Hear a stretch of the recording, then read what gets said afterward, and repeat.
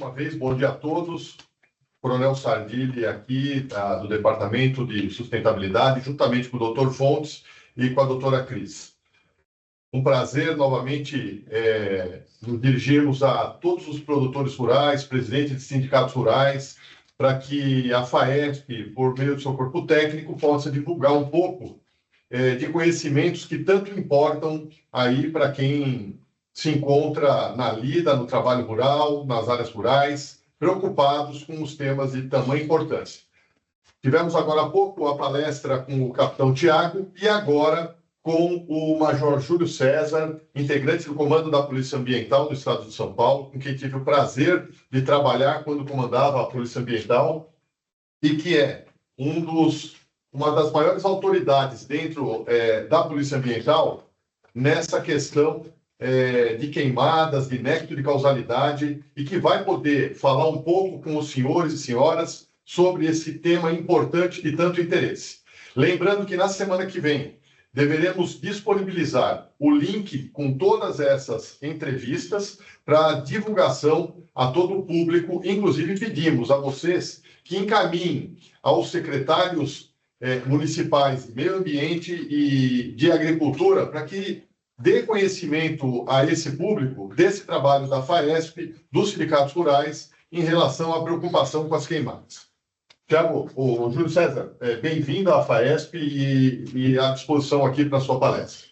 Coronel, só tenho a agradecer, né, a FAESP pela abertura desse canal para conversar com os produtores, né, a doutora Cris, a gente tem um contato anterior lá no Consema, né, o doutor Fontes também aqui, né, nosso companheiro. Pretendo, grande autoridade, o senhor exagerou, né? Não, isso acontece. Sabe que Na verdade, nós estamos na Ambiental já há 15 anos, né? E eu chefiei um grupo, né, do Filho de Procedimentos Operacionais da Polícia Ambiental há alguns anos, e a gente acaba passando todo o assunto de fiscalização, acaba passando nesse grupo de revisão de guia de procedimentos. A gente acaba tendo contato com um dos assuntos em gerais de fiscalização ambiental, dos procedimentos operacionais. Padrão para fiscalizar, né? Por isso ele passa por esse grupo para uma revisão e formulação desses padrões para a gente estabelecer no Estado um padrão único, tá? Então, uma das propostas realmente ter da segurança ao fiscalizado para que ele tenha saiba como está sendo fiscalizado, né? Como é uma fiscalização e que os policiais atuem de forma padronizada em todo o Estado. São 1.700 policiais, né? Então não é fácil fazer uma padronização, né? Cada ocorrência é uma ocorrência, mas a gente tem que ter uma padronização mínima, e esse grupo, então, acaba tendo essa proposta, não só da parte do fogo, né, em cultura, né, mas todas as situações ambientais de caça, de pesca, ele acaba passando por esse grupo, então a gente acaba tendo uma visão ampla de como é uma fiscalização ambiental. Então, essa é como a gente acaba trabalhando. Então, a nossa proposta é que somos convidados para falar sobre o nexo causalidade na fiscalização ambiental, né, mais especificamente no fogo canavieiro, né? E a gente vai tratar do assunto como ele tem sido tratado agora nos procedimentos operacionais do policiamento ambiental, e há uma atualização na regulamentação dentro da Secretaria de Infraestrutura e Meio Ambiente, né, Secretaria de Meio Ambiente, Indústria e Logística, né, o atual nome da Secretaria, né, para acompanhar realmente a jurisprudência atual, que tem apontado pela necessidade de estabelecer a culpabilidade do autuado, né, no momento da autuação. Eu queria colocar será que consegue colocar para mim a apresentação? Nós já começamos, então, para entender como é que funciona, né, essa fiscalização. Então, essa é a proposta, nexo causalidade de infrações ambientais, né, e ela, então, foi atualizada atualmente para culpabilidade, né. A nosso primeiro fundamento, que a gente tem a própria Constituição Federal, né, no artigo 205, parágrafo 3º, que vai falar das condutas que lesam o meio ambiente, né? Ele dá uma tríplice responsabilidade. Então, quando existe uma lesão ao meio ambiente, então tem a responsabilidade penal, desde que haja um crime correlato, tipificado, é uma infração administrativa, né? Popularmente aí, né, vai falar de multa, né? Foi multado pela Polícia Ambiental. Né? É uma infração administrativa a ser apurada. E a reparação dos danos, que é o seu aspecto civil, uma consequência da lesão ao meio ambiente, tá? Quem pode ser autuado? Qualquer pessoa física ou jurídica pode ser autuada de público ou privado, né? Então, nós temos aí tanto pessoas, né, físicas autuadas, como empresas, né, entidades, e também governo também autuado, tá? Também acaba sendo um foco de atuação nossa também, prefeituras, próprio governo estadual também pode ser autuado. Nas prefeituras é muito mais comum a autuação de prefeituras, tá? Basicamente, quando se falava em nexo causalidade, né, tentava se estabelecer uma ligação entre uma ação ou omissão daquele que é responsável por bem ambiental ou tem alguma ligação com aquele bem, seja passando, né, uma caça, por exemplo, seja ter uma ação, e o bem e a dano ambiental em si, né? Basicamente essa ligação, né? Se houve uma ação ou se houve uma omissão, independente dele ter vontade ou não daquilo, e o dano ambiental experimentado.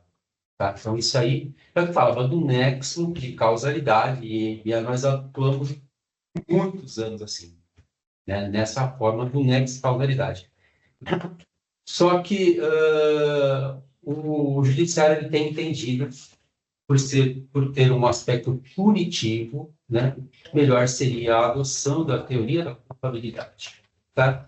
Então, houve, então, uma outra forma de ligação, né, que seria o dolo ou a culpa, ou seja, a vontade da pessoa cometer a infração ambiental, ou se não tivesse a vontade, né, a culpa, né, seja por imprudência, seja por imperícia ou por negligência de causar aquele dano, aquela intervenção contrária ao bem ambiental, né? Então, ou seja, ou ele queria ou ele foi imprudente, ou ele foi imperícia, foi um profissional, ele foi então ele deixou aquilo acontecer de forma negligente, tá? E aí, então, ele seria merecedor aí de uma sanção por parte do Estado, não apenas a conduta dele. E temos que entender que essa infração, ela é gradativa, tá? Ela começa, né, primeiro como um viés administrativo, tá? Ou seja, é o Poder Executivo punindo alguém para que ele não chegue a ter um dano civil, primeiramente um dano civil, ou, né, em último caso ali, né, uma infração penal, um crime, tá? Então, antes que se cometa um dano civil ou que se cometa um crime, né, o Estado adota posturas anteriores para que aquela pessoa não chegue a causar um dano civil ou realmente um crime. Essa que é a ideia dessa gradação infracional, né? Do Estado primeiro adotar a sanção de polícia, né, administrativa, para que ele não chegue a penalizar, né, não chegue a ter consequências civis ou, piores ainda, consequências penais. Tá? Então, nessa tríplice responsabilidade, esse é um quadro que eu acabei desenhando para a gente tentar compreender, né? Vamos começar aqui, né, da finalidade do penal, aqui, por exemplo, né? Ou seja, eu vou ter imputar um crime a alguém, ter uma finalidade repressiva, tá? Então, realmente reprimir aquela conduta, né? Temos que entender o crime como fosse uma tábua onde a sociedade coloca, olha, essa conduta que ela é tão gravosa que nós colocamos ela numa tábua, né? E aquilo ali tem que ser reprimido, né? Tem que ser reprimido. Realmente é uma repressão da sociedade para aquele tipo de conduta, tá? Ele tem uma natureza, né, subjetiva ali, né, que a gente chama do elemento subjetivo do tipo penal, né? Ou seja, não adianta ter só o dano ambiental no nosso caso aí, mas ele tem que ter o dolo ou ele tem que ter a culpa, apesar dos crimes ambientais eles não terem a culpa no seu elemento, né? Apenas o dolo, né? A vontade de cometer aquele crime, tá? Mas em outros crimes, né? Lesão corporal, você pode lesionar alguém sem querer, né? Aconteceu por imprudência, ele lesionou alguém, né? E acaba tendo realmente o crime, uma pena muito menor, mas é o dolo, né? Nos crimes ambientais, basicamente, o dolo é o que vai estar estabelecido aí, tá? E ele não induz a solidariedade. Faz sentido eu punir alguém que não agiu com dolo, não agiu com vontade, ou não agiu com culpa, tá? Exatamente em razão da sua índole repressiva, ou seja, ele evitar que ele cometa a mesma conduta novamente. Essa é a função, então, da responsabilidade aí do crime na parte penal, tá? Na parte civil, aí no centro do nosso quadro, basicamente, a finalidade é outra reparatória, né? Ou seja, eu tenho um dano ambiental, ele me causou a tríplice responsabilidade, né? Administrativa, penal e civil. No civil, ele é basicamente reparatória, né? Ou seja, eu vou recuperar o meio ambiente, ou tentar recuperar o meio ambiente na condição anterior. Se eu não conseguir recuperar, eu vou compensar de uma outra forma, se não for possível, eu vou indenizar a sociedade de uma outra forma, tá? A natureza para ser objetiva, né? Para se ter uma ideia, o dano ambiental ele é considerado pelo STF como imprescritível, tá? Ou seja, ele nunca prescreve. Aconteceu o dano ambiental na parte civil, porque a gente fala de dano, estamos falando de direito civil, ele não prescreve, ou seja, vou ter sempre o dever de, vou ter sempre a possibilidade de ser acionado para recuperar o meio ambiente, tal é a importância da questão ambiental, tá? Como a função dele é reparatória, né? A índole dele é reparatória, é possível a solidariedade. Ou seja, eu consigo colocar mais de uma pessoa nesse polo passivo, né? Para responder civilmente sobre aquele dano ambiental.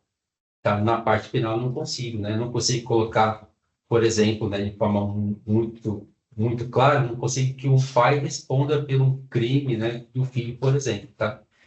Mas na parte civil, sim, né? Vamos supor que duas pessoas cometeram uma infração, um dano ambiental, eu consigo dividir, né, em consórcio, os dois têm a responsabilidade com aquilo. Então, há uma solidariedade nessa reparação.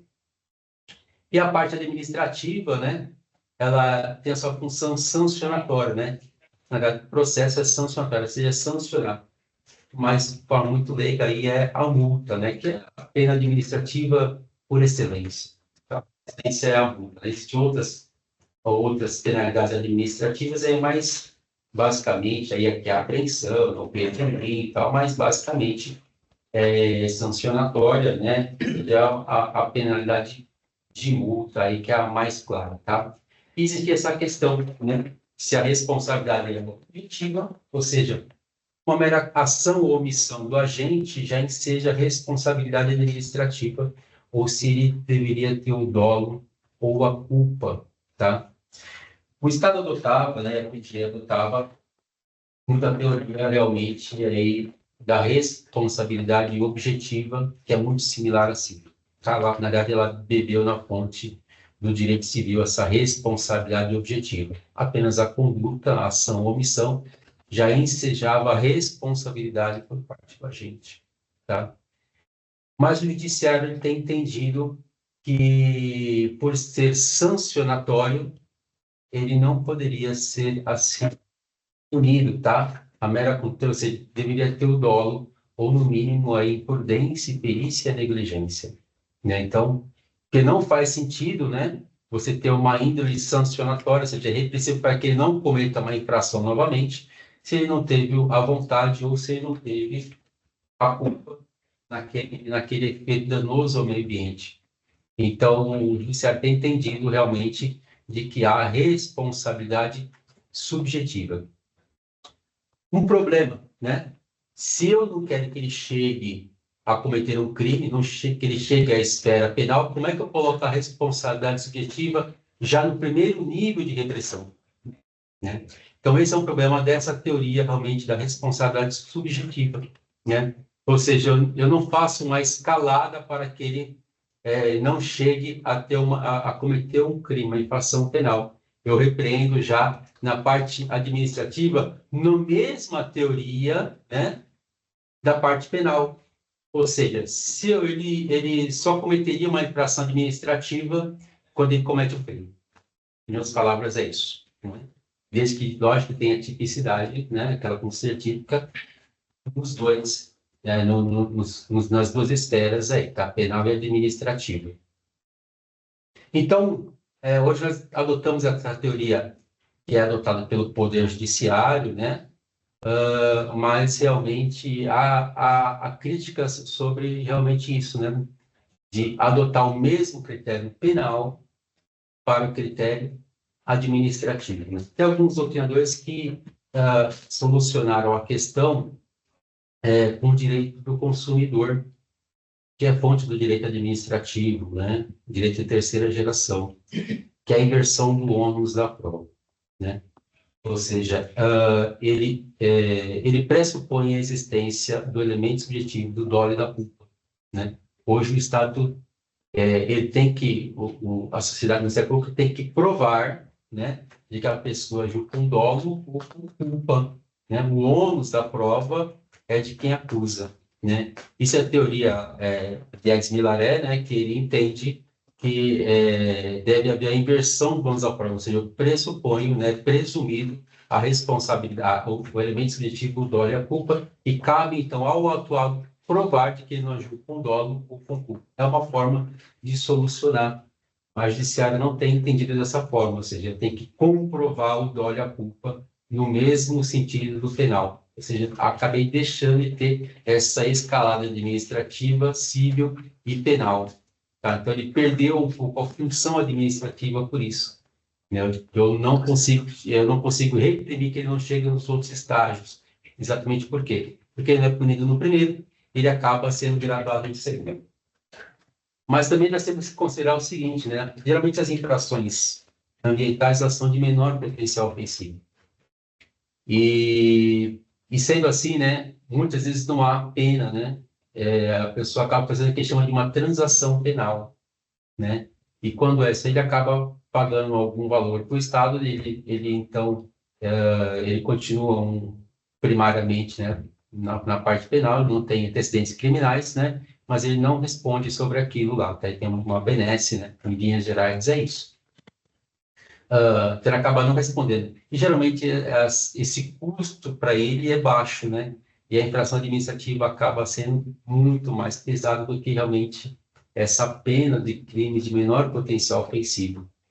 Tá? Então, nós temos que considerar, tem esse outro aspecto também, né? Ou seja, se ele fosse punido penalmente, essa pena, né, no aspecto criminal, ela é menor do que a pena administrativa. Então, ele acaba sendo menor do que a... Tá? Então, é um outro problema também da nossa legislação penal, né? Que ela não gradua exatamente como deveria, né? Uma infração ambiental, ela tem uma pena muito pequena.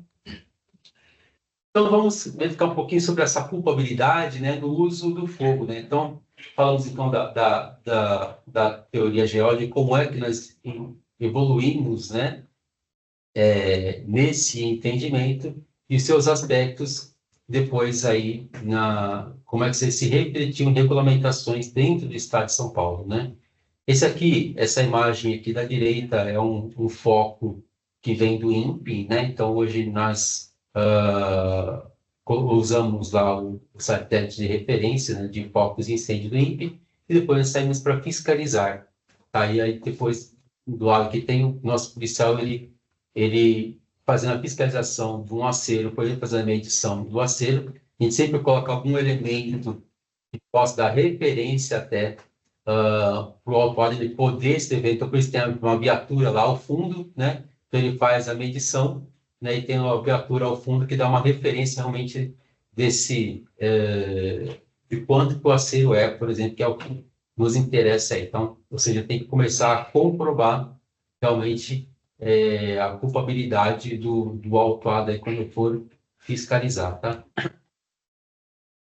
E temos, então, a resolução SMA 81, né, que vai acabar regulamentando, né? Ele vai já atualizado, já em 2024, ele tirou realmente a parte de nexo causalidade.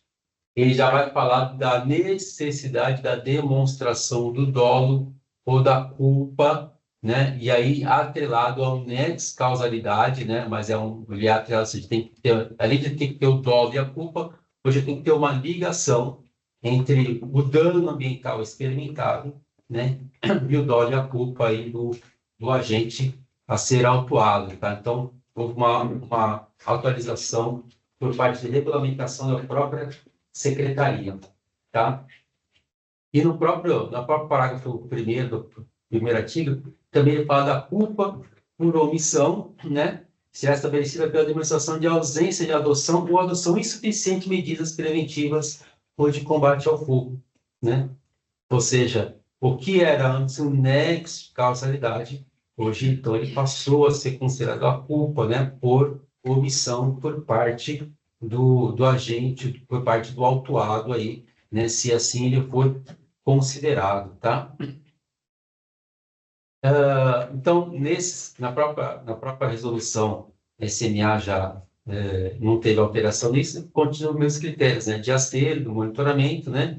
Das áreas críticas, monitoramento climático também, lá de umidade relativa do ar, tá? O plano de auxílio mútuo, né? E o combate efetivo ao incêndio continuam como critérios, né? Para o estabelecimento realmente dessa condição de infrator, não de autuado ou não, tá? Ser nas suas diversas divisões lá de conservação, arborização permanente, os pavimentos, tal, rodovias, né? O cercamento também acaba sendo um critério, tá? Então, a gente acaba adotando os mesmos critérios, mas agora não incidente com nexo de causalidade, mas realmente com dolo ou culpa aí do fiscalizado, tá? A portaria CFA, né, 16/17, também ela sofreu uma alteração, né, a portaria 01 de 24, né, que é bem recente, agora dia 20/6 de 24, que ele já coloca na própria abertura da norma, né, a necessidade de estabelecimento de culpa para se fazer a autuação nesse sentido aí, tá? Então, não é mais o nexo causalidade que é realmente que estabelece se tem que ser autuado ou não. E a Polícia Ambiental também ela faz eventos, nesse caso aí, como um evento, né? Parte desse ano, hoje, se não me engano, tem mais um evento promovido pela Polícia Ambiental em Ribeirão Preto, realmente para o setor sucroenergético entender como é que é a fiscalização ambiental, né? Entender realmente esse elemento de dolo ou culpa e entender o que vai ser observado, né? Reforçar o que vai ser observado nessa operação que acontece de maio a outubro, né? Que acelera-se a fiscalização em razão da estiagem. Então, acelera-se a fiscalização do Polícia Ambiental, né? Pela Operação São Paulo Sem Fogo. Então, antes disso, nós fazemos encontros aí com o setor sucroenergético para realmente relembrar, né? E reestabelecer de como que é feita a fiscalização, né? Se houve alguma alteração também, já é noticiado para o setor. Basicamente porque a autuação não é a finalidade da Polícia Ambiental. A autuação é derrota, na verdade, né? Derrota para todo mundo. Derrota para a Polícia Ambiental, derrota para a produtora, derrota para a sociedade. Então, nós não queremos a autuação. É melhor de que haja realmente uma regulamentação, né? Que os setores entendam como é que é essa regulamentação. Autuar não é a finalidade. Tá? Autuar realmente é derrota em todos os sentidos aí. Para você ter uma ideia, na Operação São Paulo Sem Fogo, isso aqui é um quadro comparativo, mas só para a gente ter uma ideia, né? A gente pode ter, aqui tem os números de fiscalizações, né? Nos 22 e 23, tá? Por volta aí de 34% de aumento de fiscalização entre os 2 anos aí, de 22 para 23, houve um aumento de fiscalização, ou seja, um aumento de foco de incêndio, tá? Nesse mesmo período, aí, as autuações nossas aumentaram em 16%, ou seja, nós fiscalizamos mais, né? Mas houve um menor crescimento aí em relação a autuações, né? E o percentual aí de fiscalização, né, de autuação, isso não é uma relação direta, mas é menos comparativo, porque a gente tem um ponto de fiscalização que pode ter mais de uma auto-infração, tá? A gente tem tudo, por exemplo, ali, né? Temos ali 28 pontos de fiscalização, né, e 29 autuações. Exatamente porque um ponto de fiscalização pode ter mais de uma auto-infração, tá? Então, nós temos uma diminuição nesses anos aí, um ano de 4% na relação autuação e fiscalização, né? Autuação em ponto fiscalizado, tá? Então, ou seja, nós entendemos que o setor, né, tá entendendo como é que funciona. Na verdade, o nosso objetivo é ter cada vez menos autuação, né? Pode ter mais fiscalizações, mas cada vez menos autuação. Esse que é o objetivo, tá? Desde a resolução 5 de 21, né, também houve aí alterações aí no começo desse ano, tá? Ou seja, não só no setor do fogo e cultura, mas em toda a fiscalização ambiental passou a ser necessária a comprovação do dolo da culpa, tá?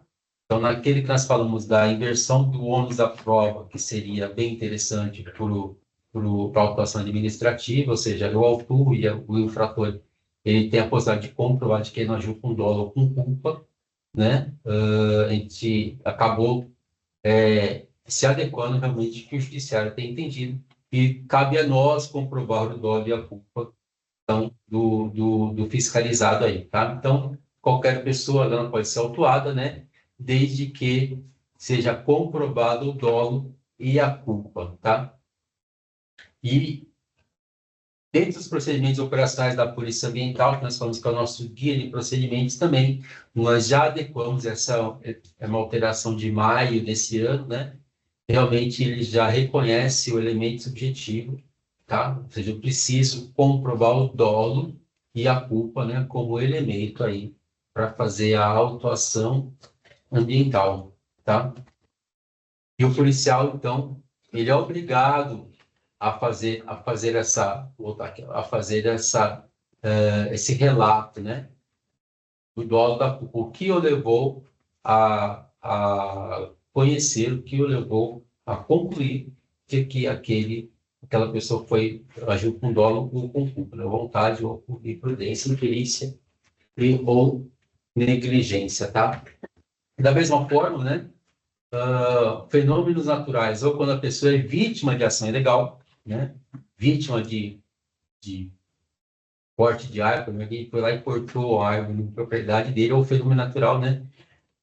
Um raio relâmpago acabou queimando ali também, né? Ele também e não existe a culpa, tá? Por ser um fenômeno natural, né? Isso aí foi até uma briga, porque existem setores ambientalistas, né, que queriam que a gente autuasse o pessoal mesmo com fenômenos naturais, né? E não faz sentido autuar, né, alguém por ter a sua mata ali queimada em razão de um relâmpago, né, em razão de um fenômeno natural, né? Que ali acontece, né, desde que a natureza existe, acontece. Aquele fenômeno, a pessoa não tem qualquer tipo de influência naquilo, ou culpa naquilo lá, ou qualquer tipo de intervenção, né? Nós falamos exatamente do dano, ele tem que ter uma ação humana, né? Ele não pode ser um fenômeno da natureza simplesmente, né? Quando somos questionados por isso, posso olhar o caso de caça, por exemplo, um animal caça outro, né? Preda outro dentro da sua propriedade, você não pode ser culpado por aquilo, né? Isso é um fenômeno natural, né? Não faz nenhum sentido, né? Então, às vezes, assim, tem alguns embates, né, com algumas entidades ambientalistas que acabam entendendo que houve ali um dano ambiental, né, em razão do fenômeno natural, mas entendemos que não. O dano ambiental é sempre fruto de uma ação humana. Senão, ele é um fenômeno natural. Não merece autuação, logicamente. Tá? Então, essa culpabilidade, né, também é uma inovação no nosso guia de procedimentos operacionais, ele tem que realmente ser relatado pelo policial que vai fiscalizar, tá? Seja no boletim de ocorrência ambiental ou quando não há, né, uma auto-infração ambiental, um crime ambiental constatado, ele faz um termo de vistoria ambiental, que ele comprova que ele foi lá, vistoriou, viu que tinha lá e não encontrou nada de irregularidade, faz o termo de vistoria, realmente para ele comprovar que ele passou por todos os critérios e nada ali encontrou. Ele tem que ser relatado ali o elemento culpa, né, dentro do seu auto-infração ambiental. Tá? Só que a teoria da culpabilidade, né, ela é sancionatória e, como nós falamos lá no parte do direito civil, o dano ambiental ele permanece, tá? Lógico que evento da natureza não existe dano ambiental como nós falamos, né? mas o dano ambiental na parte civil ele permanece, tá? Então, mesmo que não haja uma responsabilidade administrativa, ou seja, não vai ser multado ou penal, ele não vai ser acusado de crime, ainda pode ter havido ali alguma ação ou omissão, e assim, com nexo, causalidade simplesmente, que causou um dano ambiental, tá? E nesse caso, né, se o judiciário constatou que houve um dano ambiental, mas aquela pessoa, né, não merece ser sancionada administrativamente, não deve receber uma multa por parte do Estado, ou não deve ser acusada criminalmente, né, mas o dano existiu, aí sim, remessa ao Ministério Público para que ele avalie, né, como aquele detentor, né, que zela pelos direitos de todos, né, avalie realmente se há ali um resquício civil, né, para se acionar, exatamente porque há uma independência entre as três esferas, né? Ele pode ter apenas a responsabilidade civil sobre aquilo, né, de reparar, mas ele não teve culpa ou dolo naquele agente, mas ele pode ter algum aspecto civil ainda aí a recuperar o dano ambiental. Então, também é possível essa responsabilização civil sem que haja o crime ou a infração administrativa. Tá?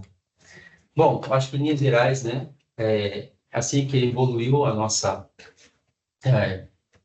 regulamentação dentro do Estado, né, de nexo, causalidade, para culpabilidade, né, ou seja, ficou um pouquinho mais restrito para as autuações, tá? Nós não temos ainda números, porque a nossa alteração ela é muito recente, né?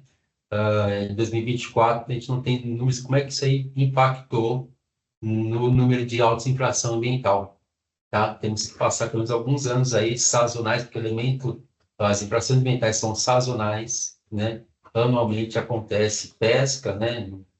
Acontece a perda de estiagem, então tem que experimentar essas variações sazonais para verificar se houve realmente uma redução nas autuações por parte do Estado, aí, utilizando agora a teoria da culpabilidade. Tá? Então, basicamente, os elementos ficaram os mesmos, né, lá do ACER, né, do PAN, do combate a incêndio, né, da brigada, tá?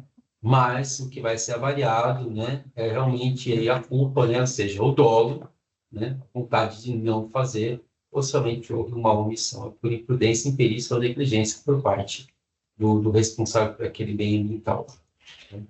Então, estou aberto a perguntas. Então, muito obrigado, Júlio César.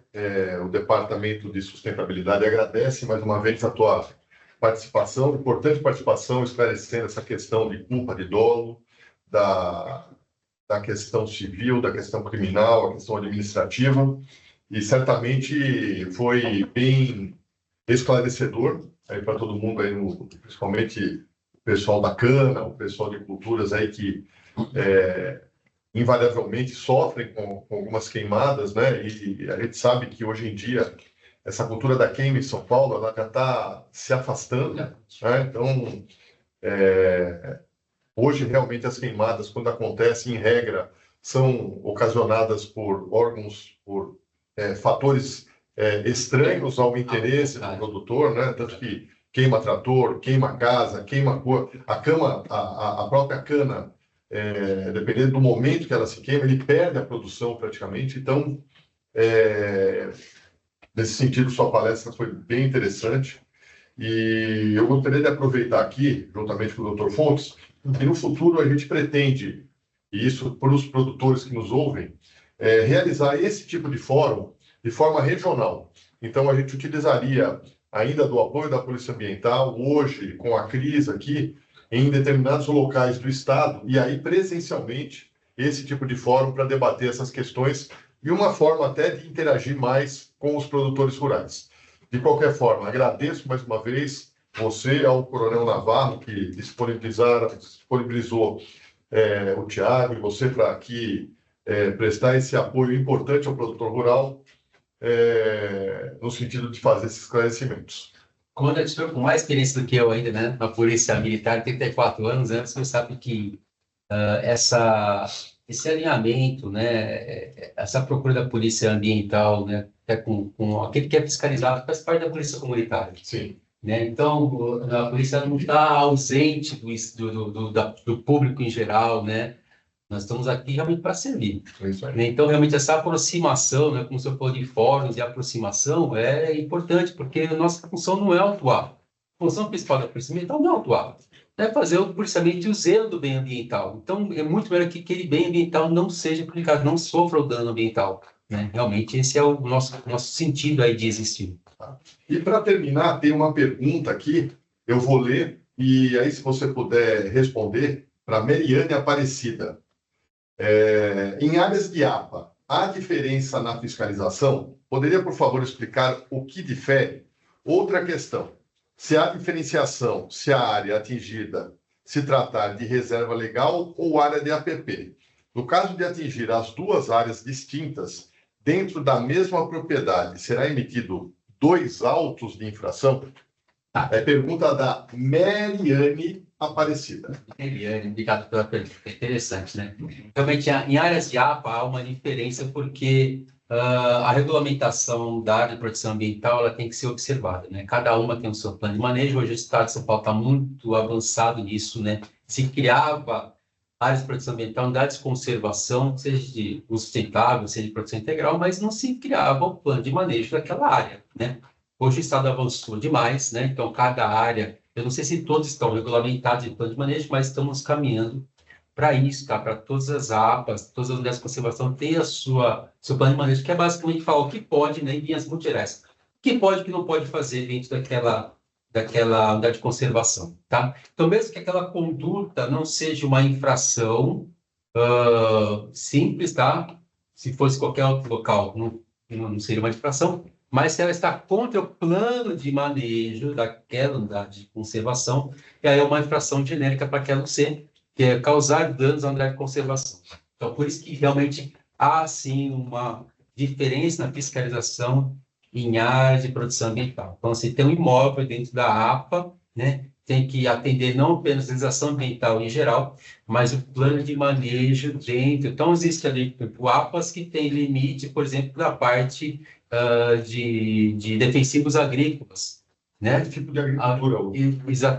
Tipo de agricultura, exatamente. Então, realmente há uma diferença, porque tem que atender, além da legislação ambiental em geral, a legislação que regulamenta ali, né, um plano de manejo daquela APA também. Então, são duas, então por isso que há realmente uma diferença na fiscalização.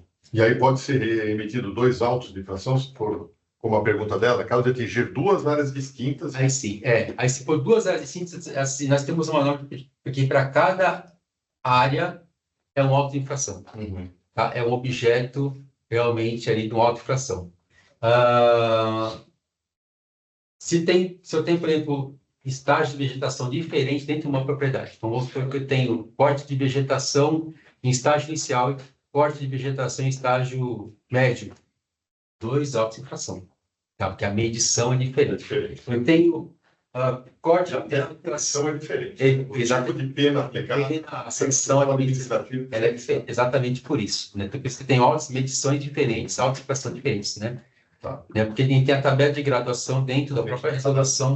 Então, se eu tenho 2 regulamentações, né? Reserva legal e área de produção e APP, né? A preservação permanente, mesmo que elas sejam contíguas, né? Eu tenho regulamentação diferente, são 2 autos de infração diferentes, tá? Ele não vai somar os 2 autos, né? E colocar os 2 autos, as 2 penas num só, né? Mas ele vai fazer autos diferentes, com valores diferentes e valores diferentes, tá? O que se faz para facilitar, né? A próxima fase após a autuação é o atendimento ambiental, né? Então, a pessoa ela é autuada, mesmo que ela tenha 2, 3 autos naquela fiscalização ambiental. Ela consegue fazer um direito de defesa antecipado. Ela hoje está conseguindo fazer, né? Ele está aceitando realmente. Foi uma briga, né? Que os autuados pleiteavam isso, né? Pô, eu posso fazer uma defesa anterior, né? Vou entender que pode, né? Foi uma briga que ele falou, não, apenas na fase de defesa, lá na comissão regional especial, né? Hoje não, ele falou, não, pela ampla defesa ele pode fazer, anterior ao atendimento ambiental ele pode fazer. Mas o que a gente faz? A gente reúne aqueles autos de infração ambiental, aqueles 2, 3 autos, e faz o atendimento só para a pessoa. Então, isso sempre foi feito, né? Então, a pessoa recebeu 2 autos, 3 autos, né? Não tem que ir 2 vezes, 3 vezes na polícia ambiental para fazer o atendimento ambiental. Vai lá, resolve de uma vez só. Né? Se consegue resolver, defende de uma vez só. Eu acho que a pergunta da Mariane foi respondida. E, doutor Fontes, gostaria que fizesse aí o encerramento. Só uma pergunta também. Que, quando estava vigorando um outro entendimento, né, do nexo de causalidade, havia aquela planilha, né, com uma pontuação, enfim, para se estabelecer o nexo de causalidade. Acredito que agora deve haver uma revisão dessa planilha, tendo em vista Da culpabilidade. a questão da...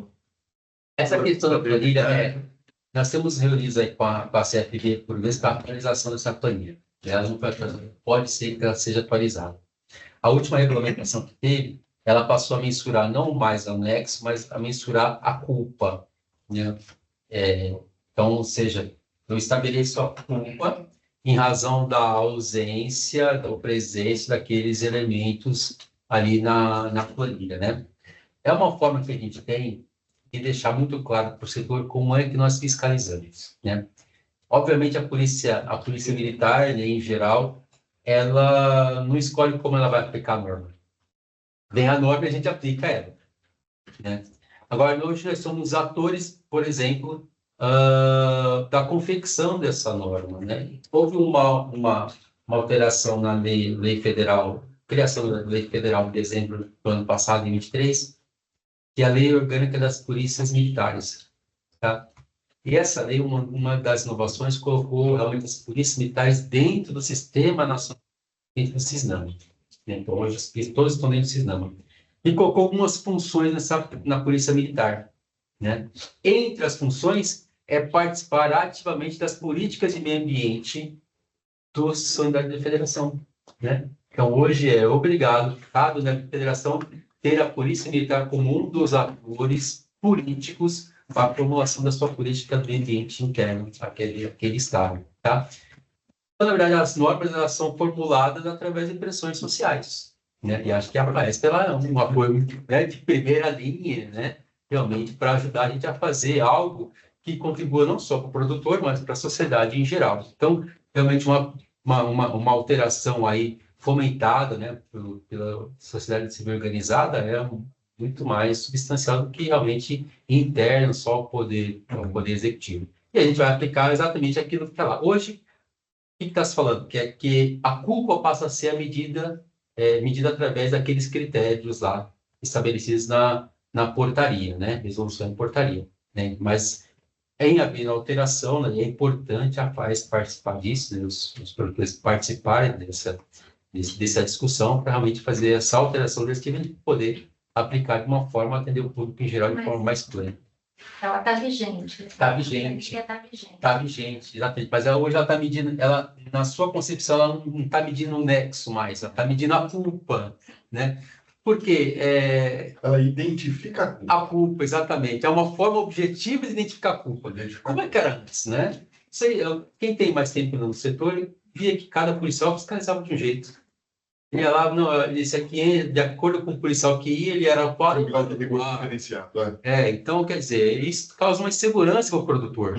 Né? Então, realmente, ter critérios é interessante. Agora, aquele foi estabelecido naquela época. Né? A gente tem que realmente rever se aquilo é mais importante, como é que é. Né? Como é que está sendo suficiente. Está sendo suficiente, exatamente. Né? Nada é pleno, né? No direito nem na sociedade. A tecnologia evolui, a sociedade evolui, né? O direito evolui, a gente tem que observar isso aí. Muito bem. Muito obrigado.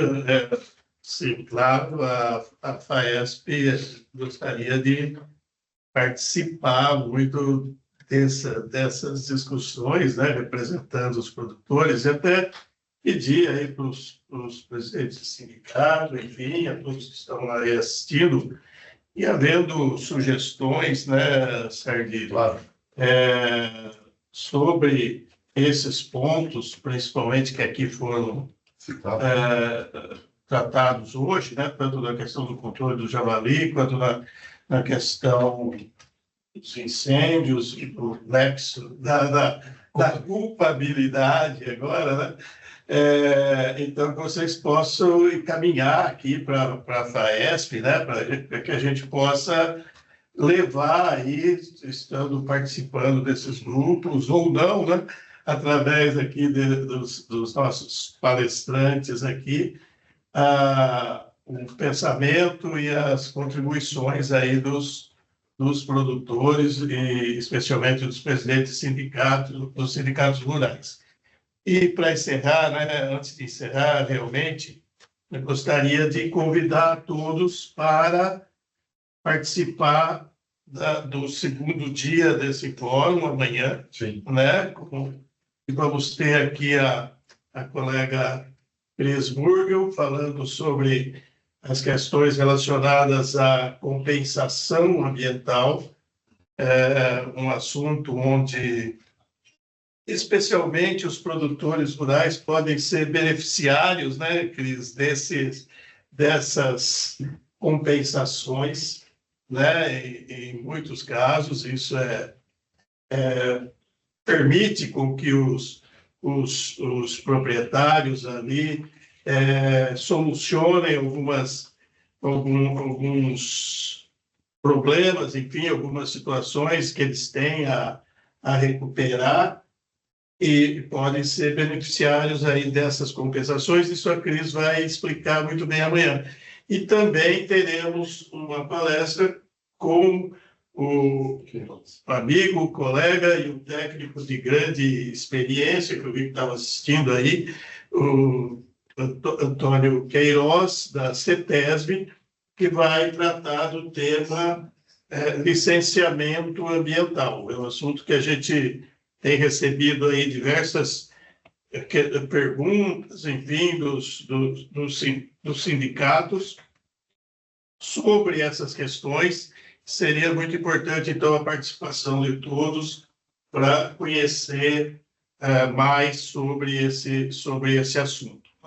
Então, muito obrigado, Júlio César, e retorno ao Sérgio. Obrigado a todos e contem com a FAESP como entidade de apoio ao produtor e aos sindicatos rurais. Muito obrigado e um abraço a todos.